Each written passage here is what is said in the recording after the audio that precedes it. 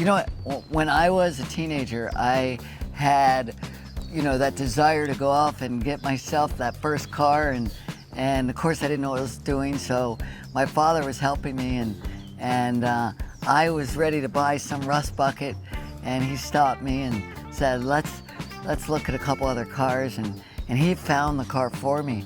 It was a friend of his that worked in at his company that had blown the engine. So it was just sitting, and he says, if you can fix the engine, you can have it for $1,500.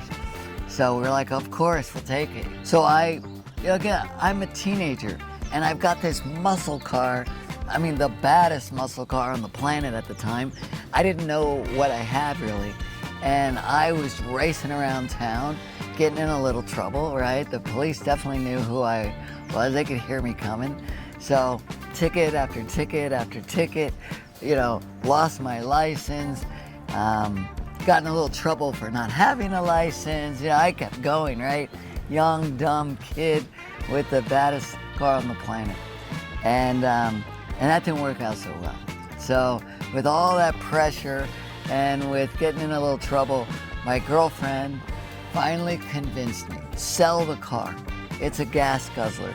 You have a problem with your license, get rid of the car. I bought it for $1,500. I thought, $1,000 was a lot of money back then. And at 7 in the morning, I get a guy saying, hey, I want to come over right now. I want to get your car. He came by, gave me the money, drove it off, had a flatbed come and pick up his 1964 Corvette, I'll never forget, in front of my house, and took it. And I thought, that's odd, it was quick. He didn't haggle with me, he just gave me the money. No Google back then. I had no idea what I had. And I went back in the house, and the phone was just ringing and ringing.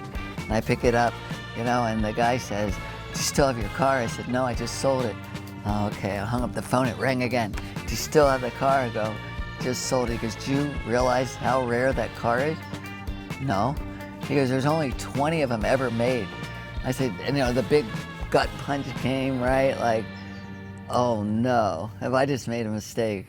And so, it took me probably, again, a couple years of regret to finally say, I want to get my car back.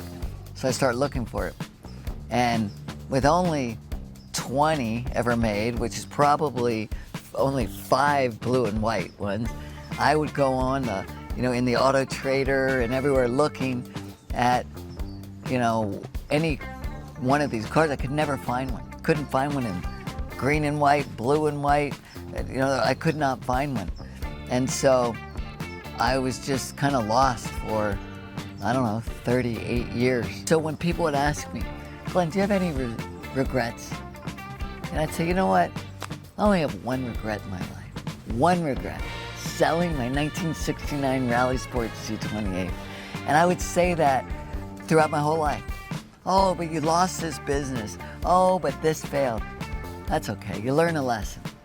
My one regret, selling that damn car, And so I was at home, and my buddy, John Elway, the quarterback from Denver Broncos, he had called me and said, hey, I'm going to go out to the Barrett-Jackson auction, biggest auction, in the world, right? 500,000 people or so come to that auction over the week.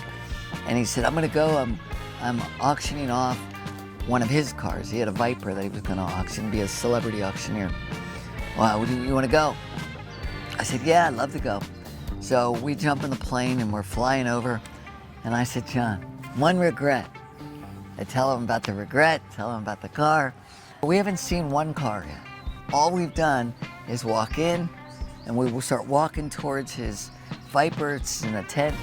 We open the door, and there's his Viper with 30 other cars, and right next to it is a blue and white Camaro. I grab his arm. John, there's no way this can be it. There's no way. And we walk down. He goes to his car, I go right to the Camaro. And I look on the window, and it says, this 1969 Rally Sport Z28, one of only 20 ever made, makes it one of the most, and I'm like, oh my gosh, this is the car. Where's it from? So I'm looking, where is it from?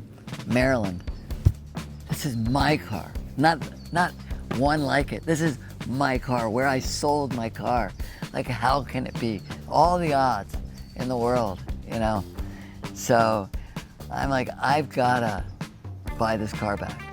And you know, the auction, it lasts for days, right? So I'm like, when is this car being auctioned? It was being auctioned the same day.